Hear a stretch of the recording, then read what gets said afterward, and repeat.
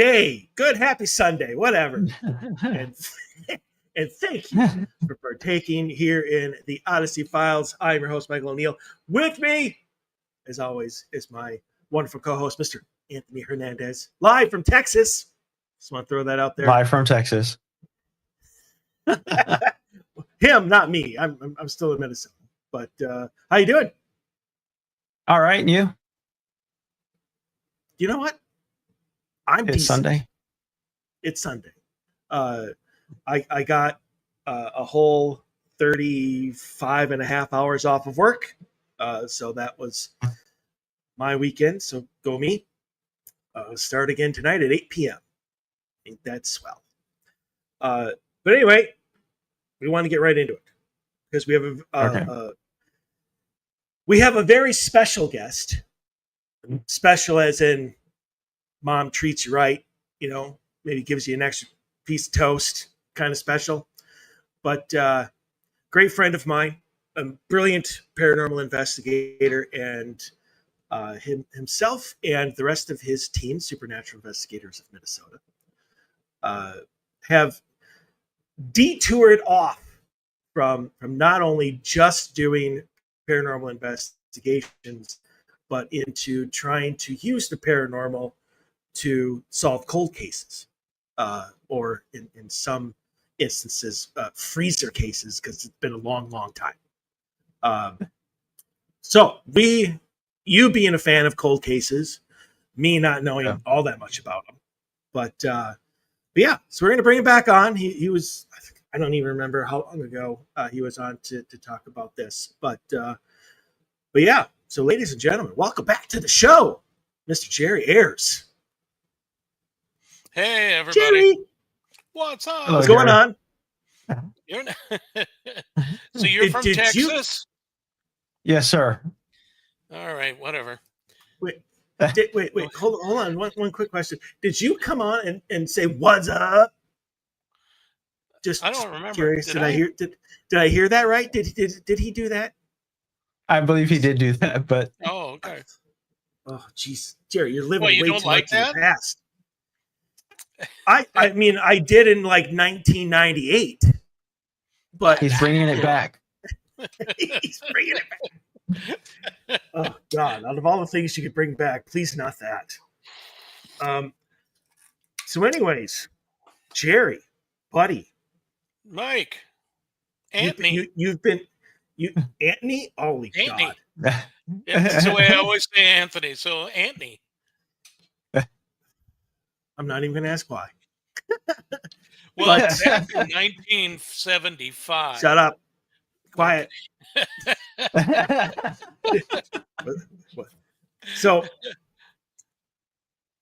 I'm always going to ask you this question because it's, I mean, who knows? Maybe, why you keep doing it changes or whatnot. But I mean, you've been at this for quite a while.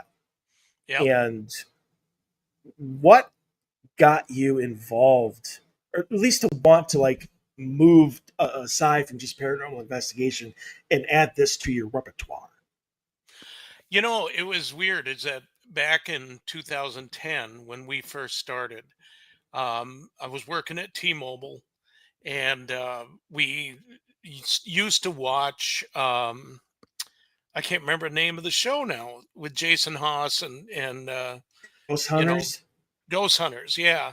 And we would watch them, and we always wondered if this stuff, how real it was.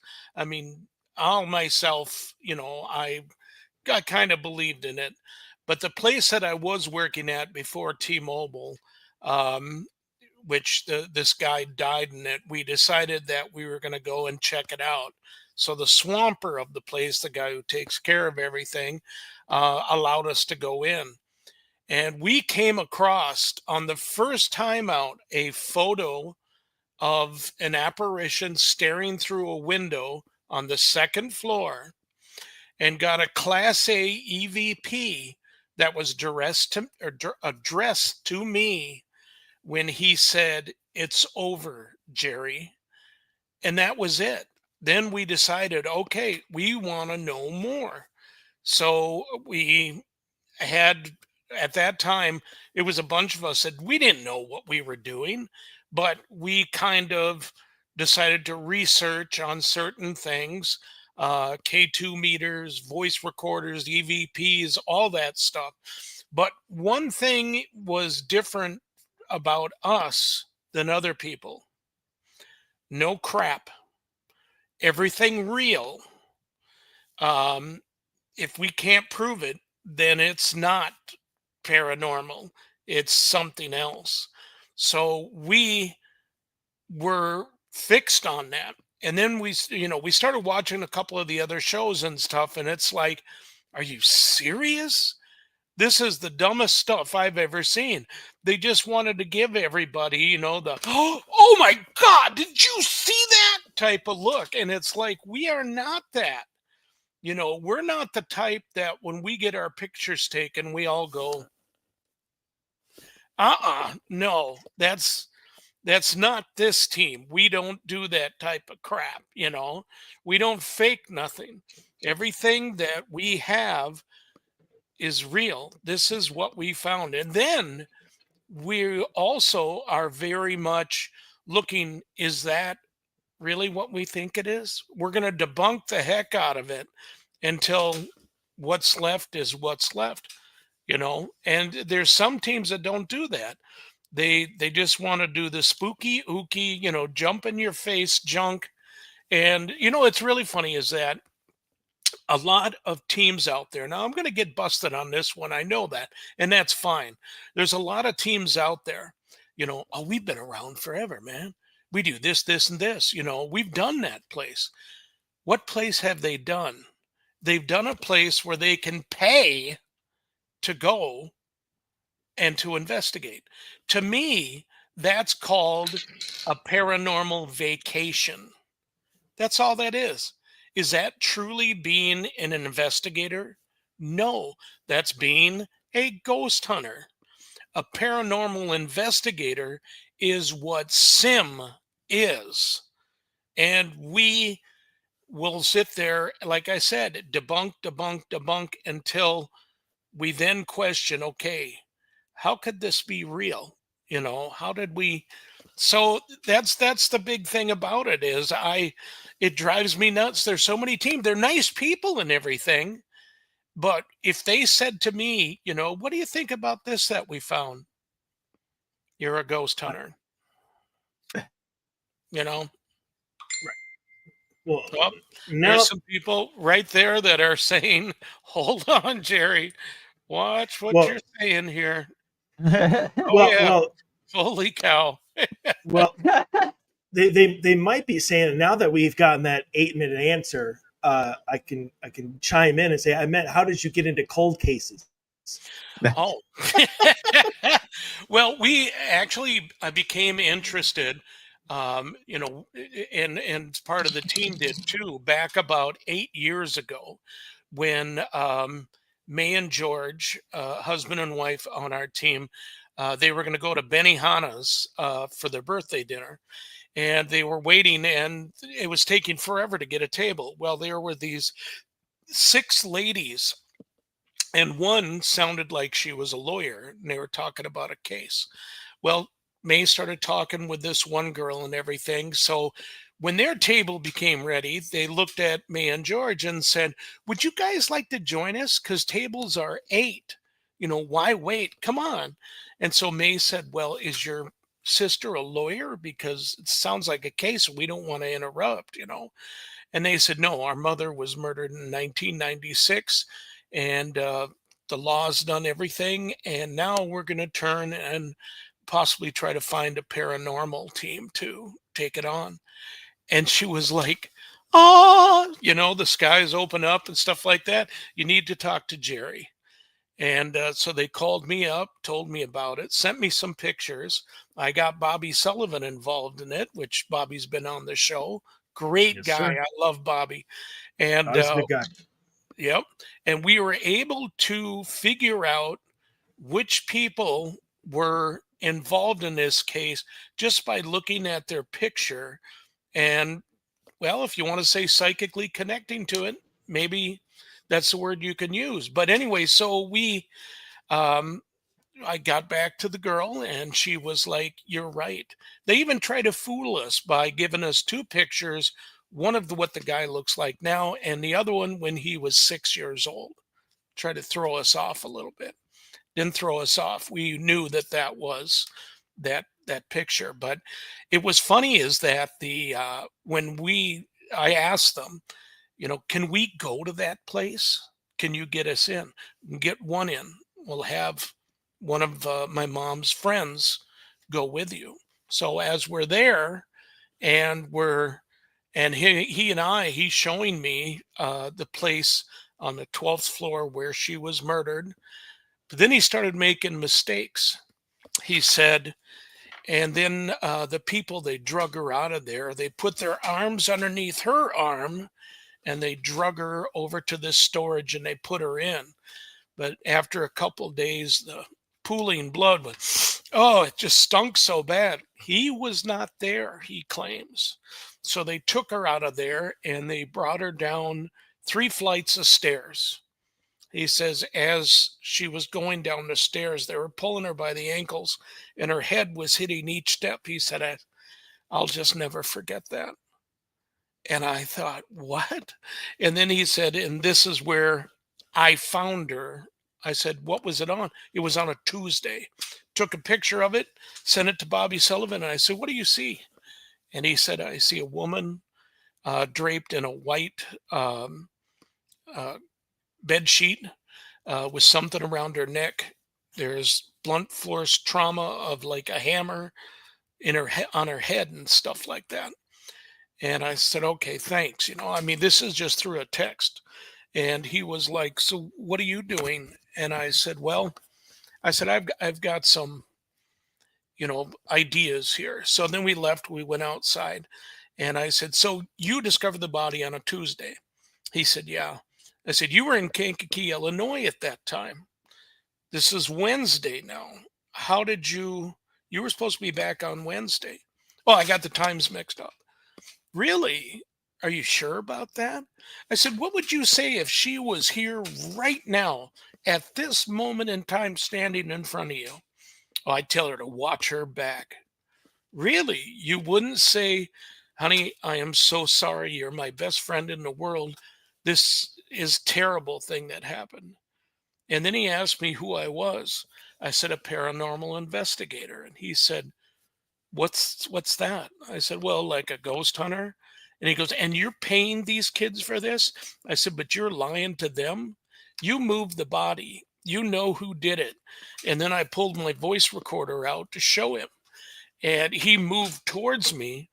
And then I lift up the side of my shirt because I carry a handgun. I have a permit to carry. And right away, he backed off and left. So I rushed that to the girls, and they turned it over to the police and everything. And that was some really incredible evidence. And it's like, to me, spirits talk. They know what to say. They know if you're going to help them, they're going to help you to help them. But they need a way to do this. So that was our first one. The second one, we were just doing our regular paranormal deal, and it came into my head about a friend of mine who used to buy pet supplies from me.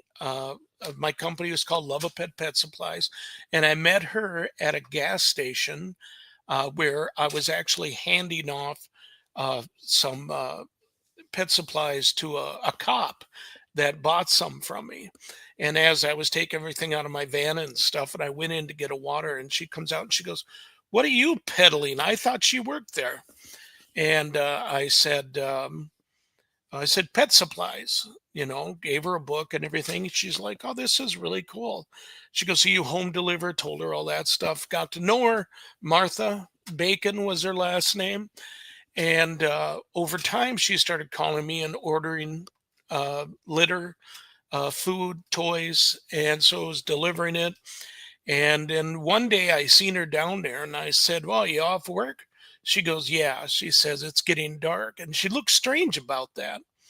And she asked if she could get a ride home. I said, sure. My daughter Casey was with. Casey was just a little kid at that time. And she was looking for some stuff, and she told me, okay, I want to order this stuff if you could. She goes, I don't have no money to pay you right now. I said, no, it's okay, on delivery, no problem. So she left, and then I didn't hear nothing from her for at least, wow, I mean, I kept trying to call her, stop by her place and stuff, nothing. And then I was sitting there about maybe 6 months later, and I was reading the newspaper, and there it says, a headline: body and hands, or head and hands found in Washington County, and or in Wright County. And I'm like, what? And so I'm reading the whole thing. Then it said the body of Martha Ann Bacon. And I was like, what the hell? And that's when I found out that she was a prostitute too. And I'm like, oh my God, this is unbelievable. And so I had all of her stuff, and I ended up selling it and everything. But that's the last I've heard or seen of her. And then it came up because we were out there, we were all talking about things that's happened out in Wright County. And I said, well, let's look into it. So Annie, one of our investigators, looked up on YouTube about uh, Martha, and found that a girl had just posted a podcast about um, Martha Bacon. Her name was Amy Pierce. She has a show called Aren't You the Girl? Or not a show, but she does a radio thing and everything. And I thought, I've got to find her. Well, and I noticed that there's a couple people that were friends of hers that I know, Winnie Schrader, and I got a hold of Winnie real quick, and I said, hey, do you know this girl? She goes, yeah, please tell her to contact me. So ever since then, we've increased our the things that we've been doing. I mean, Martha Ann Bacon, Victoria Morris, these two girls were found beheaded and cut up in one kind of near your place, Mike, and that was Victoria Morris. And it's just incredible. And they're all sex workers, or were sex workers. The thing is, this is the thing that kills me, is I think police look at that a little different. They're like, oh, she was a sex worker. It's like, no, she was a human being. She was somebody's daughter. If that would have happened to my daughter, be it that she was a sex worker or not, I'd go crazy. So then it led us to Belinda Van Lith. 51 years ago, this girl went missing. She was just a kid. She was, a daughter. She wasn't a sex worker or anything like that. And one day she disappeared. The guy that they are thinking had to do with Victoria and with Martha and with others around, who was a convicted um, rapist, serial rapist, be it if a person was a sex worker or not, mostly sex workers. Uh, they um, they kept an eye on him. He's in jail right now. He's still alive, but he is not. He's claiming that he had nothing to do with Belinda, and he claims that I want an apology from everybody because I didn't have nothing to do with her. So we've decided, it's a good thing to get out there and try to find her. So we've been doing that, and we've had some incredible things like Ghost Box. I don't really believe in Ghost Box until this day that we went out looking for Belinda, and Stephanie wanted to do a seance. And I'm like, I don't like the word seance, number one. To me, it's parlor tricks, stuff like that. So I said, well, let's call it the calling of the spirits. I was a little bit better on that. No guys involved, women only. The energy is more like motherly and softer doing it that way. Very sexist, Jerry. No, not at all. Not at all. You're talking about trying to get a hold of the other side. You got to think about that. Your mind, Mike, you definitely have to make a phone call to get a hold of someone. You know, you've got to pay the price on that. But when it comes to this, no, I know you too well. I'm only kidding. I love Mike.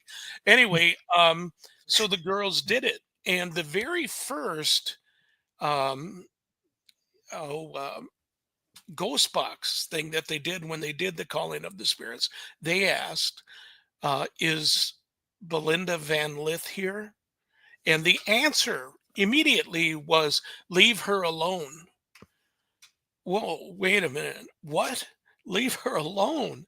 And then when they said, we're trying to find her, her sisters can't find her, then it was a more of a understanding response. Told us that she was in this lake, and not, there was a couple lakes near each other, but specifically in the one that we were near, and said there was two bodies in there. So someone decided that we needed a water drone. So people have been donating stuff to us. They gave us a water drone. We used that. And now the latest thing that we had received was this lady called me up, and she was saying that her daughter was missing in 1970. They found her 5 years later in Seattle, Washington, chopped up in pieces. Could it have been the same person? We don't know. And she doesn't want us to go. She's not going to pay to have us go to Seattle, and we can't afford to do that. We can only stick around here. But she donated to us 2 video camcorders and $200 for all of us to have dinner on with each other, because what we're doing is what she says is the best thing that she's ever heard out there, that we're trying to find these poor kids, these poor girls. So yeah, and I feel within the next year we'll have one person, you know, because there's more than we're also working on a girl I went to school with in Bemidji, Minnesota. Freaked me out when her half sister contacted me and was telling me about her, that she moved to the cities here in 1992. She went missing. She was getting a divorce. It wasn't her ex-husband that murdered her or anything like that. And they just can't find her.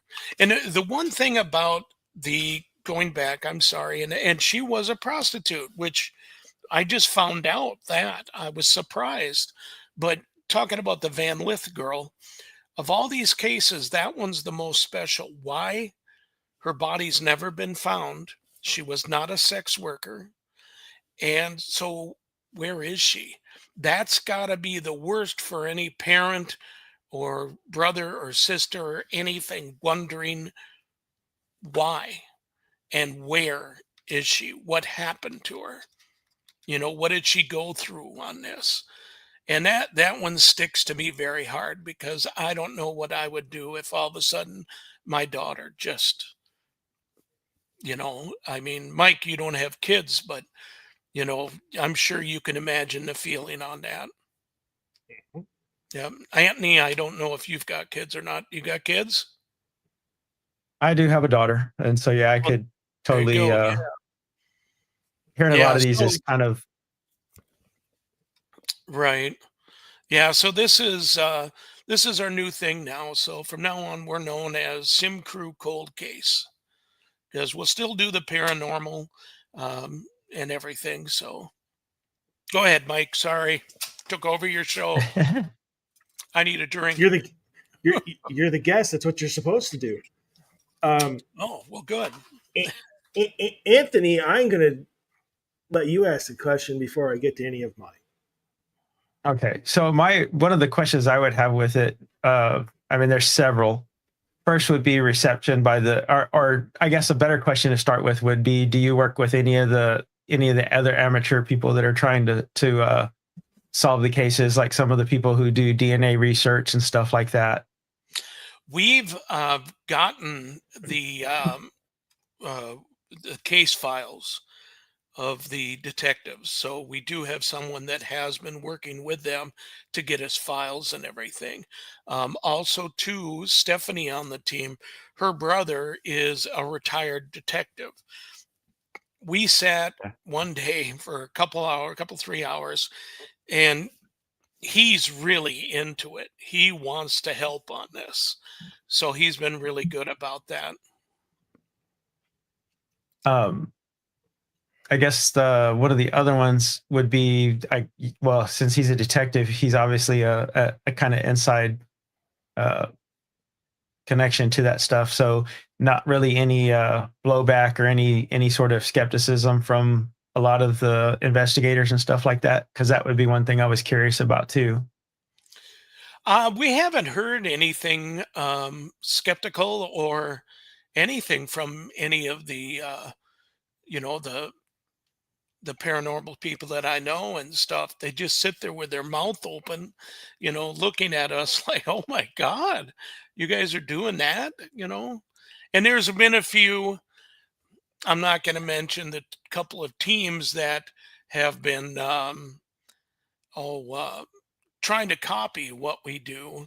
They're no longer doing it, which is good because it's you've got to have the families of these people behind you, to do this type of stuff. We even went as far as went up to by McGregor looking for a missing girl by the name of Tanya, who's autistic, and we went up there, but it doesn't seem like the family want to give forth any kind of answers to the questions that we had, because the questions are, Hard questions. Yeah. I yeah, was going they're to kind say of hard that's questions. Yeah.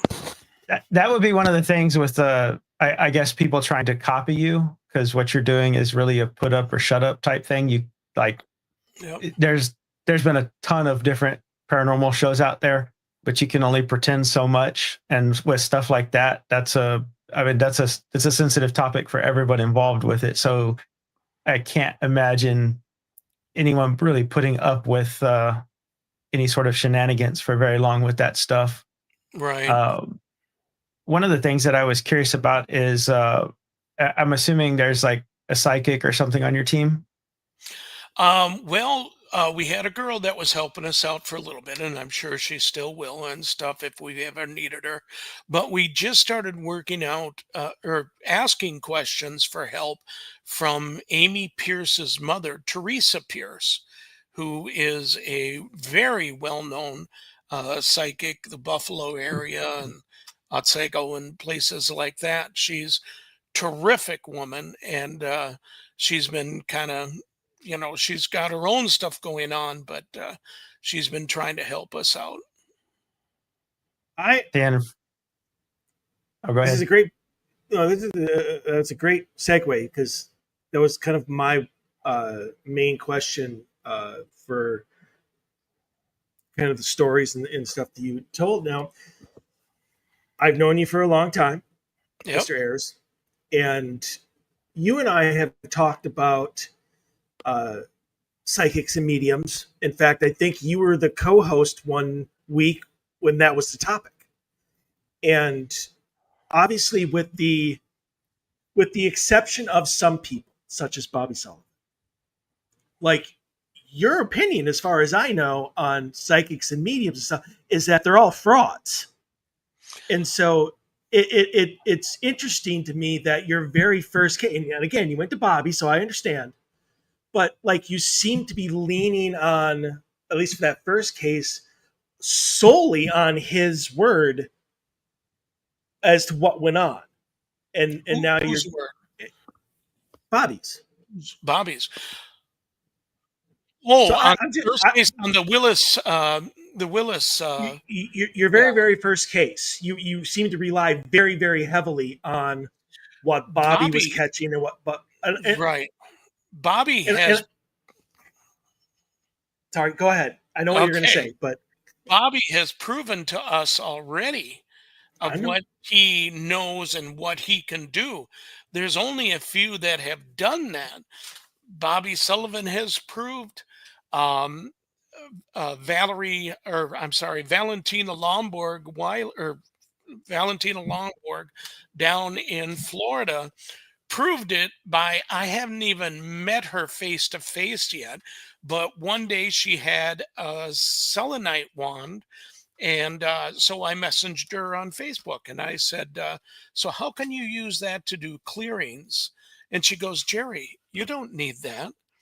Use that big chunk of black tourmaline you have on your dresser next to the side of your bed.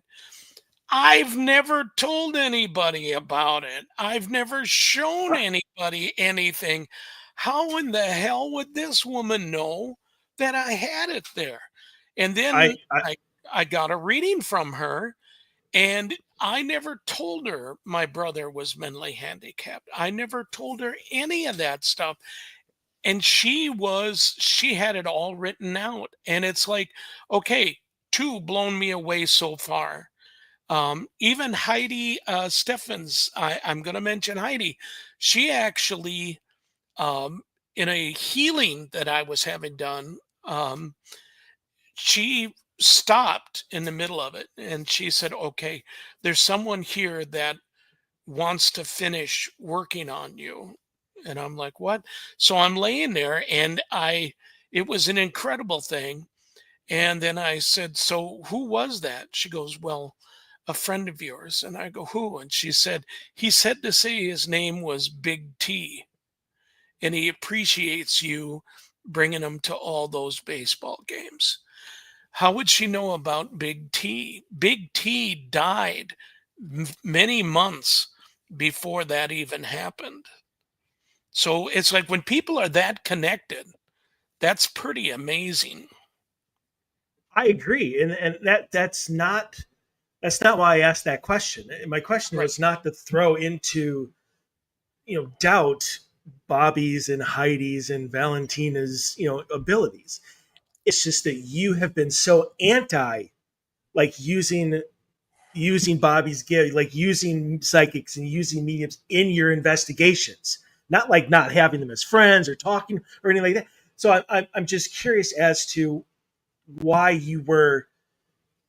why you're bringing in psychics and mediums now, as We've opposed to before when you wouldn't. we have always done that. We've always brought in Bobby or Valentina and stuff like that in the cases that we do. We have always done that. But a lot of times when when you're doing a case and already you've already locked onto something where um, it's already helping you along, why question that? Why take away from that, whatever that is that's helping you? I mean, even myself, I'm a smoke reader and I've done many things. And I'm not going to second guess myself by bringing somebody else in.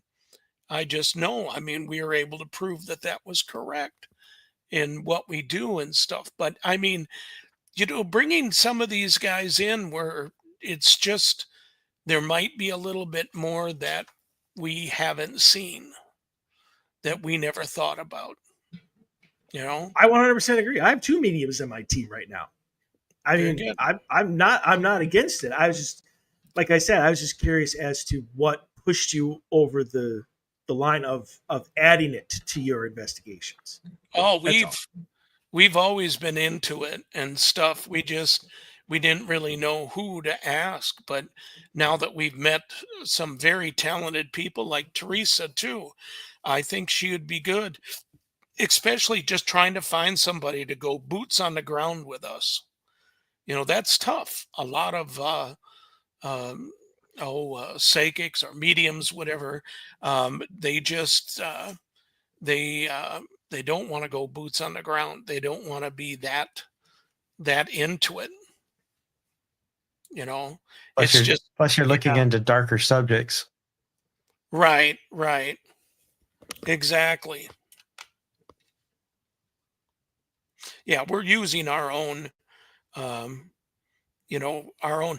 And the thing is, too, I mean, we've been doing this since 2010, and over time, of what you're doing, it's going to seep within your body so that you yourself will be able to know things and be able to answer things and stuff just with one look. You know, Mhm. I mean, the biggest thing right now is um, we no longer bring Tootsie Rolls to places where Mike's at. He likes throwing them at people. It's No, no, weird. no, no, no correction. I Okay, like just throwing. me. I like throwing them at you. Right. But no, we are, the team that I have are incredible. They are incredible. There's not one of them I can talk bad about because they've the team is just showing so much. And yes, my team is mostly made up of women. I'm the only guy on the team. Why is that? Guys are the first one to bolt and run. And that's a proven fact. 89% of paranormal investigators are women because they are better than what guys do. Guys always got an excuse too. Oh, I can't do that. I hurt my back. Really? Pick up a flashlight, moron. You can do that? That type of stuff. It's the girls that are on the team, the ladies that are on the team, sorry, they're amazing. They're all amazing. You better watch it. I'll send one over there. You haven't met her No, yet. I 100% agree with you. Don't get me wrong. Yep. I'm laughing because now that you're talking about them being all women, now you're getting all like scrunched up, and you got to make sure you use the right terminology. They have you well trained, Jerry. Well, yeah, no, they do have me well trained. I mean, Desi, she's almost as tall as me, and she's a prison guard. You know, she knows how to dispense pain more than all three of us have ever forgotten. You know, You don't know Anthony's she's story. so she's got a background in police as well, or law enforcement as well, correct. Yeah, paranormal. That's awesome. and So you're once doing investigation techniques as well as paranormal techniques, I'm assuming, and going to ground for this stuff. exactly. Have you found it? Have you found her training specifically to like be to to really like come in handy and really kind of drive things? Like, do you think that you would not be able to have the success that you have had, like without her abilities and her training and her knowledge of law enforcement? You know, with any of the ladies on the team, we wouldn't be where we are today without all of them just being the way they are. I mean, we are a like-minded team, and this is what we do. This is what we do really well, not just the paranormal, but also the cold case. It's things that are interested. There's one cold case I want to get into it much more, like what we're doing now, but we haven't had the okay for it, so I actually can't say what it is. But this one is going to be truly amazing. So I want to give you full kudos on the political answer you just gave. Hmm. How I asked you specifically about Desi's talents, and you went generalized and didn't even answer the question. Oh yeah, but they're all well. That's the thing is, I mean, they're all I understand that they're all amazing. right. That's why they're on your team. What about her training specifically? I want you to talk about her training specifically. All of Does her them. law enforcement Yeah, but does her all law of them. enforcement play a part in the, I guess, as a bonus to the investigations, I think is what Mike's trying to say. Yes, every one of them. One is also a nurse. Her training From is, medical. yep, is fantastic and should be right on there. I'm not going to separate each one. I'm just going to tell you that as a collective, all of us together make one fabulous investigator. Okay. Yeah. Okay. You have all the So pieces to the puzzle. Exactly. Yep. So Jerry, let me ask you this: if all the women are amazing, which I have no doubt that they are, and I know most of them myself, what do you bring to the team? What do they need you for? I'm the one that put them all together. No, we all, like Steph just pointed out too, we use our own abilities. She just joined our team this year. We've been doing this a long time before she came, correct. But, when you've got, um, it's funny because this is the way I look at a team. A team is a puzzle.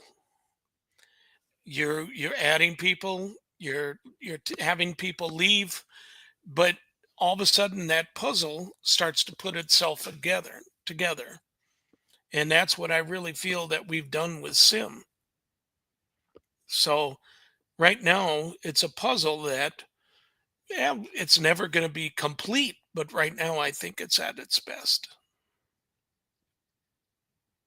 Fair enough. Anthony, you're up. Okay. No, I think part of the reason your team's successful and the other teams are not as well is partially to do with the backgrounds of the basically their professions, because the medical background is a bonus, the law enforcement's a bonus, and having the connection inside a former detective gets you access to some of the stuff that others may not have had as easily as you do. And I don't know. I think it's a great thing. I'm just curious, being that you're investigating because to me that's a darker subject, the murder and stuff like that, and the disappearances and stuff like that. And obviously you take care of yourself around those things, but you find that, or at least in my opinion, people are the true monsters that are out there, not never been really afraid of anything that goes bump in the night other than a person. Right. Well, we've done some investigating on places where the bump on the night is not a person, and yes, it can be scary, but yeah, no, it's I love my team, and I would put them up against any team, be it on TV or not. And that's why I don't watch stuff that's on TV. It's funny because Challenge accepted, Jerry. challenge accepted. All right, let's Challenge do it. accepted, Jerry. Excellent. I would love to see that happen. That would make a good honestly. show itself. No, not just as a show, but I mean, you and I have talked. Sorry, Anthony, give me a second here. I mean, you and I have talked many times about joining teams on investigations and stuff. And I know you and Stephanie and a couple others, they've joined me on many investigations over the years. Yep. And they always, you tell me Stephanie doesn't hum anymore. So, no, she doesn't. Excellent. We've all got these little quirks that have been ironed out over years. And one of Steph's thing was she would always hum. She would hum. Hum, yeah. Anthony, during investigations. Yes. She's just tuning in. That's all. She's going to agree with you on that. But yeah, no, we've all gotten, as a matter of fact, my big thing was when I was really thinking hard and stuff, I would click a pen back in the day. There was a rhythm to it that felt good for me, but I never realized what it was doing to everybody else, until I got hit in the back of the head with something. Then it'd be like, oh, okay, yeah, that was bad. Like a Tootsie Roll? Like Tootsie Roll, yeah. Mike. Sorry, Anthony, I interrupted you for that. It's funny when he mentioned the Tootsie Roll, because one of the members of my team is like, they came up to me after he threw a couple at me and stuff. She goes, "Do you know who that guy is?" I said, "Yeah, it's Mike. He's harmless." She goes, "I was about to go over there and just lay him out." And I'm like, "No, take it easy. Take it easy." Can I just really quick? Did she really think that I was just randomly tossing Tootsie Rolls at people? She didn't like know that. I did. Yeah. She didn't know I get that. this is where people form an opinion about you, Mike, I get of the that, but stuff you do when you shouldn't be doing it. Because little oh, kids are please, taught when their parents, they're like 2, 3 years old, you don't do such things. and Right, I can't remember Anthony? when I was 2 to 3, so any lessons I learned back then are gone. So you know what? Anyway, There you go. oh, he's Yeah. bad. I'm Ne- gonna pout. needless to say, I don't randomly throw Tootsie Rolls and other candies at people I don't know. Oh, Uh, okay. So I was honored by that. You were yes, special. yes. I'm special. It was a respectful chuck in your direction. Okay. Anyway, Anthony, go ahead. No, what I was going to ask is, and because of the nature of looking into some of those things, do you ever have any of the on the paranormal side? Do you have anything that ever follows you, or you get the I guess a feeling of you shouldn't be here, go away, stuff like that? Oh yeah, we've gotten that a lot. Um, I'm going to tell you of a real funny one. This happened, oh my God, quite a few years ago. Um, we went to Nebraska. We were asked to come there to check out a museum that was on the reservation.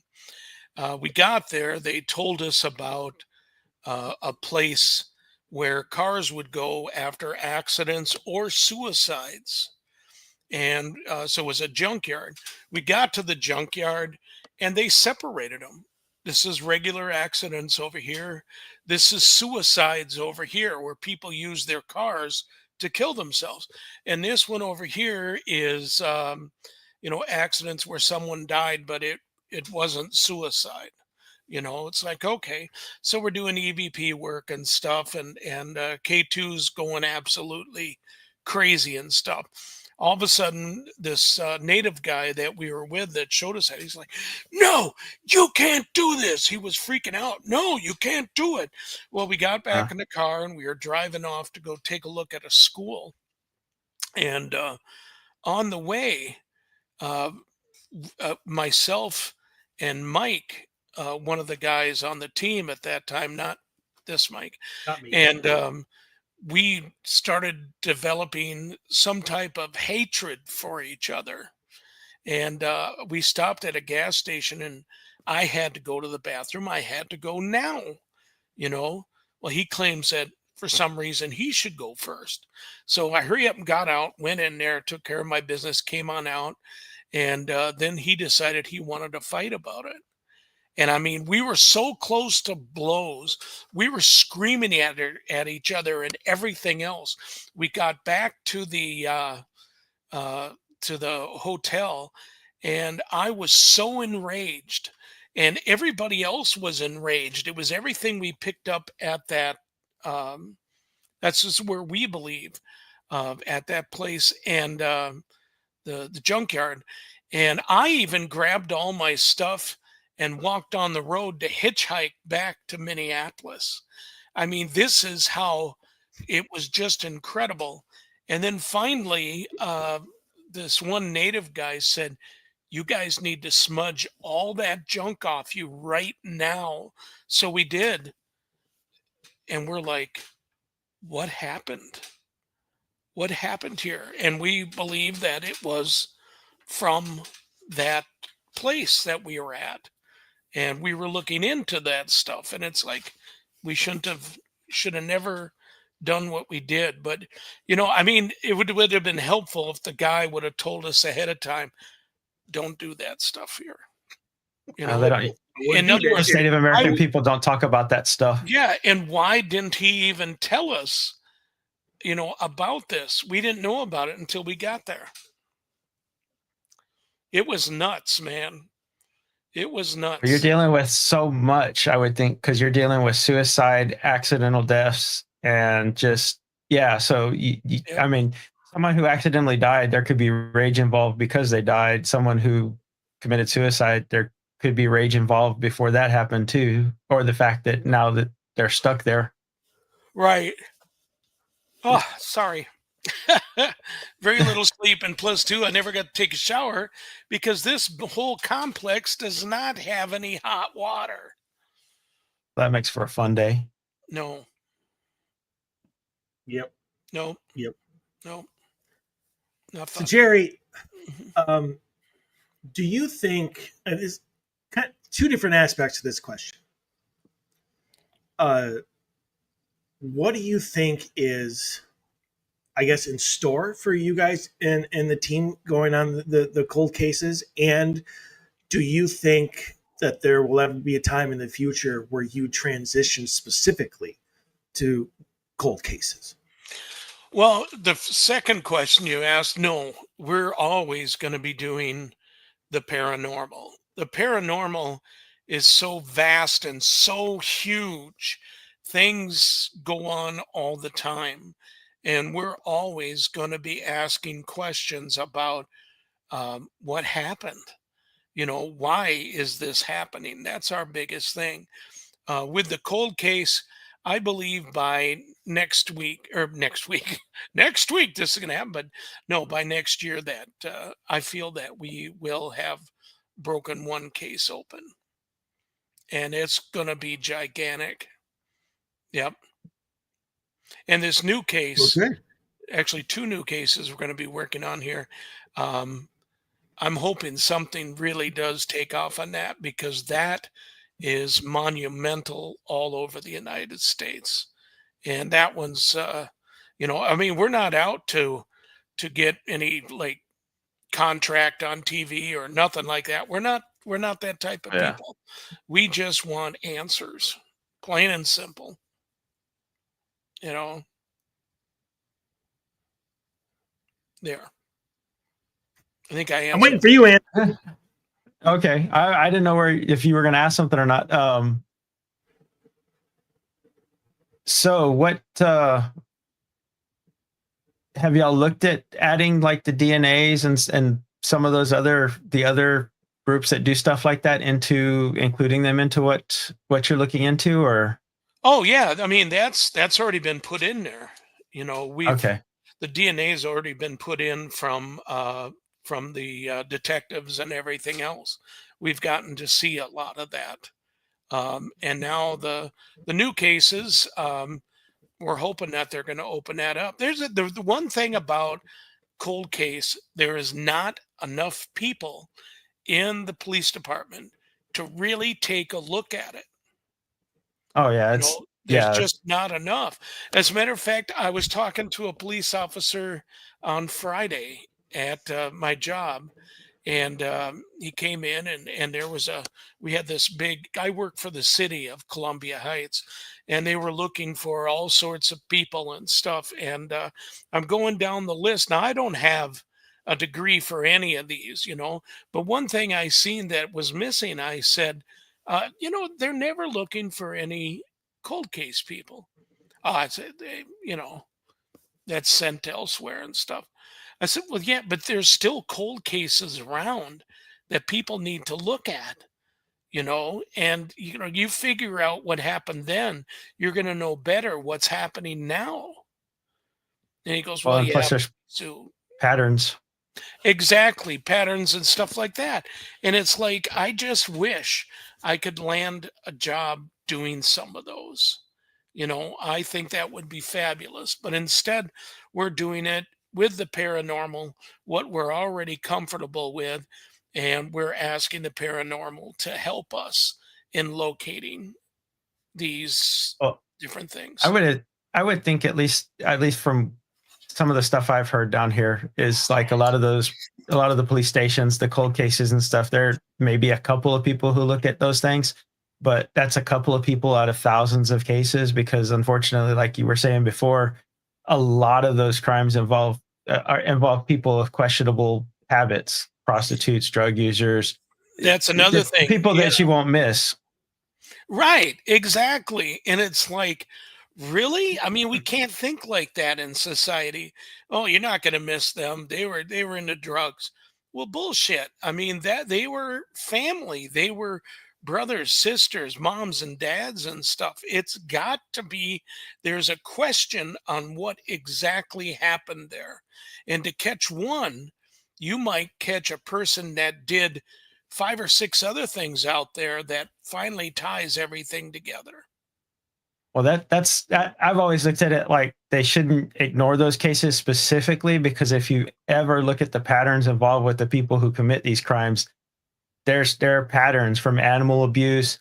They start with the people that won't be missed, and then they start graduating up and up and up until they finally get caught, or they get away with it.